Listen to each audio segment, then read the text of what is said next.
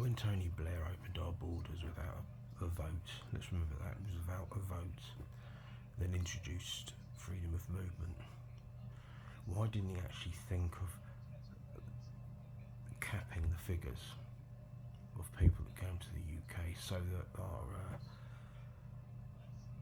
hospitals could cope, GP surgeries could cope, the dentists could cope, the schooling, the places needed for that could cope, basically so that our public infrastructure could cope.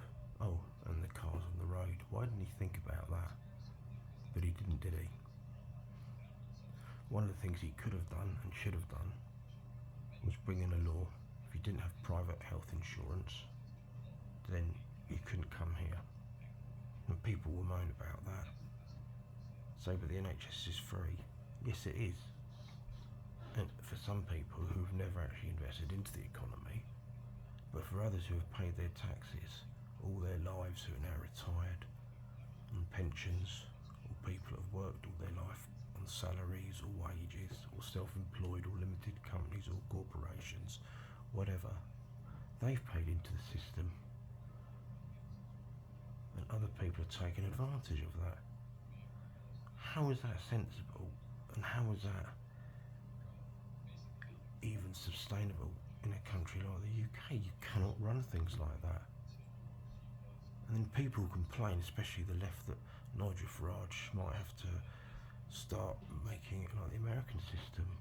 Well, yeah, he's going to have to do something. And unfortunately, that means it's going to affect all of us. However, it will stop people using it for free. That is the problem. That's how you run a business. You don't give your profits out to everybody else. We're in this situation because of Tony Blair, and Nigel Farage is unpopular because he is speaking the truth and he says things that people not only want to hear or need to hear, but see that action is needed. We cannot carry on with open borders with an infrastructure like ours. You cannot keep paying out benefits for millions more that come here. You cannot keep giving appointments to millions more that come here. What about the people already here waiting in queues? What is it that the left don't get? And why is it that this education nonsense of lefty wing nonsense is still taught in schools, colleges and unis?